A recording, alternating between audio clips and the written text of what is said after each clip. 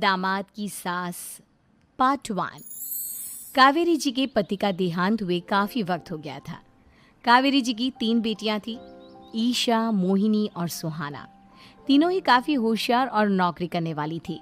लेकिन उन तीनों से कावेरी जी इतना प्यार करती थी कि उनकी शादी की उम्र होने पर भी उन्हें पराये घर भेजने का उनका मन ही नहीं हुआ।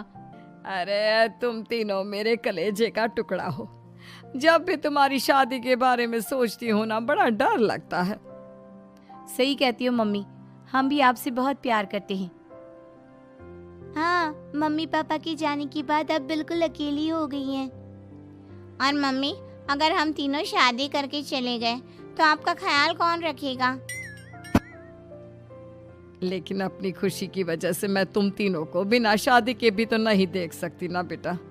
समाज के हिसाब से देखे तो यह भी गलत होगा और मैं ऐसा कुछ नहीं चाहती। लेकिन तुम तीनों से दूर होने के बारे में सोचती हूँ तो अजीब सा लगता है। लेकिन मम्मी, हम आपको इस तरह अकेला छोड़कर नहीं जा सकते। एक काम करते हैं मम्मी, शादी के बाद ना आप मेरे साथ मेरे ससुराल में चलना और मेरे साथ ही रहना। अच्छा, और तेरी सास मुझे रहने देगी तेरे ससुराल में? अरे बेटा, वहाँ ऐसा नहीं होता। बेटी की माँ कभी अपनी बेटी के ससुराल जाकर नहीं रह सकती। एक काम करते हैं माँ, आप ईशा और सुहानी की शादी कर दीजिए और मैं हमेशा आपका बेटा बनकर आपके साथ ही रहूंगी। मुझे नहीं करनी शादी। अरे मेरी बेटियां मुझसे कितना प्यार करती है, मेरी वजह से अपनी पूरी जिंदगी दांव पर लगाने को तैयार है। लेकिन मैंने ना इससे भी एक अच्छा उपाय सोचा है। क्या मम्मी? अगर आपके पास कोई सोल्यूशन है तो फिर क्यों परेशान हो आप? बताइए, क्या करना चाहती हैं आप? मैंने सोचा है कि अखबार में इश्तिहार देकर तुम तीनों के लिए 3 घर जमाई दामाद ढूंढ लूंगी। वैसे भी नौकरी तो तुम तीनों अच्छे से कर लेती हो, कमा भी अच्छा खासा लेती हो। कोई भी लड़का तैयार हो जाएगा तुमसे शादी करने के लिए। अरे मम्मी, ये हुई ना बात। इससे हमें आपसे दूर भी नहीं जाना पड़ेगा और आपको अकेला भी नहीं रहना पड़ेगा। हाँ मम्मी, ये बहुत अच्छा तरीका है। मैं तो कहती हूँ आज ही अखबार में ऐड निकलवा देते हैं। बिल्कुल, आज ऑफिस जाते वक्त मैं ये काम कर दूंगी। और कुछ ही दिनों के बाद कावेरी जी को 3 घर जमाई दामाद विवेक, सुमित और अविनाश मिल जाते हैं और वो उन तीनों लड़कों से अपनी तीनों बेटियों की शादी करवा देती है। शादी के कुछ दिन के बाद, अरे अब शादी हो गई, छुट्टियां खत्म, तुम तीनों जाकर नौकरी करो, कुछ काम करो। अरे मम्मी जी, कमाल करती हैं आप। अब घर जमाए इसलिए थोड़ी ना बनाए कि हम बाहर जाकर नौकरी करें। मम्मी जी, मेरा तो घर जमाई बनने का मकसद ही यही था कि कमाने वाली बीवी मिल जाए।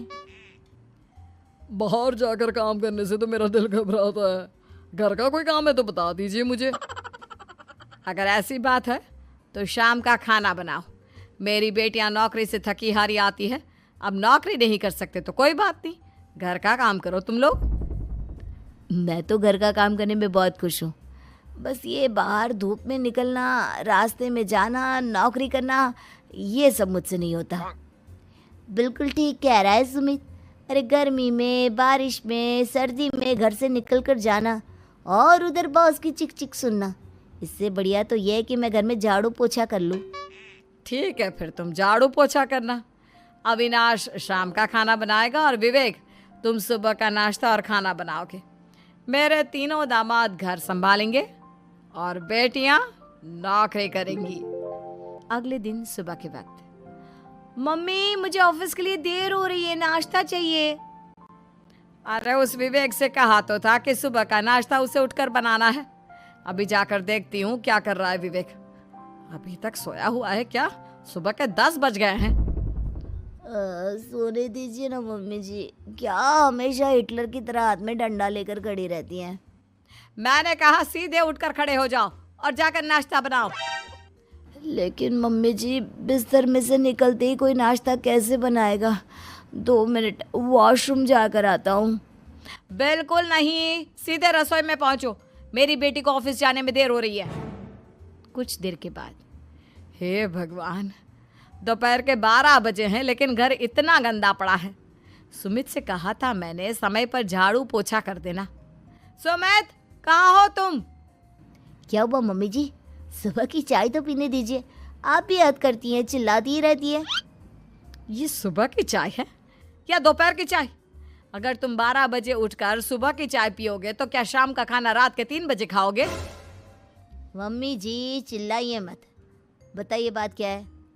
अरे 12 बज चुके हैं, अभी तक झाड़ू पोछा नहीं हुआ। घर में देखो कितनी गंदगी है। अच्छा, तो आप इसलिए परेशान हैं।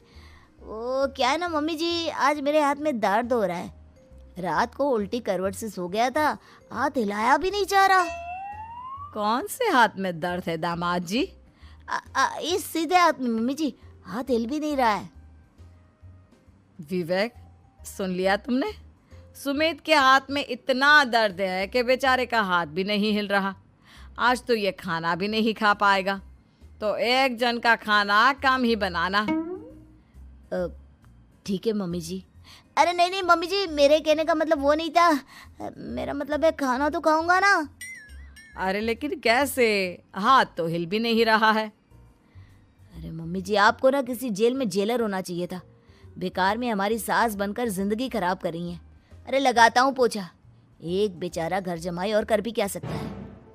शाम को जब ईशा, सुहाना और मोहिनी ऑफिस से लौट कर आती हैं। मम्मी, शाम के खाने में क्या बना है? अब ये तो तेरे पति को ही मालूम होगा ना बेटा, उसने ही खाने की जिम्मेदारी ली थी। लगता है मम्मी आपने ये घर जमाए वाला तरीका अपनाकर मुसीबत मोल ले ली है। आपके तीनों घर जमाए कितने आलसी हैं। मेरे वाले को देखो, दोपहर के 12 बजे सुबह की चाय पीता है और काम क्या करना चाहता था?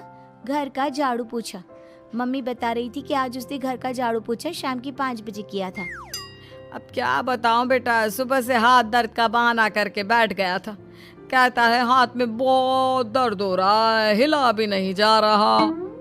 सब बहाने मम्मी। ये तीनों घर जमाए मिलकर ना बस बैठकर खाना खाना चाहते हैं, काम धाम तो बिल्कुल नहीं करना चाहते। अरे लेकिन ऐसे काम नहीं चलेगा ना, मुझे इन तीनों को सबक सिखाना ही पड़ेगा। अरे तो मम्मी, आप हिटलर से कम है क्या? आपने जब हम तीनों को सबक सिखा कर इतना लायक बना दिया, तो इन तीनों नालायक दामाद को भी आप कुछ न कुछ तो बना ही देंगी। हाँ मम्मी, बस अपने अंदर के हिटलर को बाहर लाइए और अपनी तीनों दामादों को अच्छी तरह से सबक सिखाइए। रही बात आपकी बेटियों की, तो हम तीनों तो हमेशा से आपके साथ हैं। अरे लेकिन बेटा, इस काम के लिए तुम तीनों को मेहनत करनी पड़ेगी। कैसी मेहनत मम्मी? ऑफिस में तो वैसे ही बहुत मेहनत करते हैं हम तीनों। अरे प्रेग्नेंट हो जाओ, प्रेगनेंसी का बहाना बनाकर कह दो कि तुम तीनों ने नौकरी छोड़ दी है 2 साल के लिए, और जब घर में खाने के पैसे नहीं होंगे तो अपने आप काम पर जाएंगे ये तीनों। वाह मम्मी, क्या आइडिया दिया है। मैं तो कल ही जाकर कहने वाली हूँ कि मैं प्रेग्नेंट हो गई हूँ। फिर देखना कैसे मेरा पति अविनाश भाग भाग कर काम पर लग जाएगा। और फिर 2 दिन के बाद, सुमित, मैं ना प्रेग्नेंट हूँ और इसलिए अगले 2 साल के लिए मैंने अपनी जॉब छोड़ने का फैसला ले लिया है। विवेक, पापा बनने वाले हो तुम। अब से ना तुम्हें ऑफिस जाना होगा, क्योंकि मैं तो 2 साल के लिए छुट्टी पर चली गई हूँ। अविनाश, अब तुम्हें जिम्मेदारी संभाल लेनी चाहिए, वरना ये घर कैसे चलेगा? हम दोनों मम्मी पापा बनने वाले हैं। लेकिन कावेरी के तीनों आलसी दामादों पर अपनी बीवियों की बात का कोई असर नहीं हुआ। धीरे धीरे कावेरी जी को चिंता होने लगी, क्योंकि उनके प्लान के हिसाब से तीनों बेटियों ने ऑफिस जाना बंद कर दिया था। आखिर क्या तरीका अपनाएंगी कावेरी अपने आलसी दामादों को काम करना सिखाने के लिए? जानने के लिए सुनिए इस कहानी का पार्ट 2।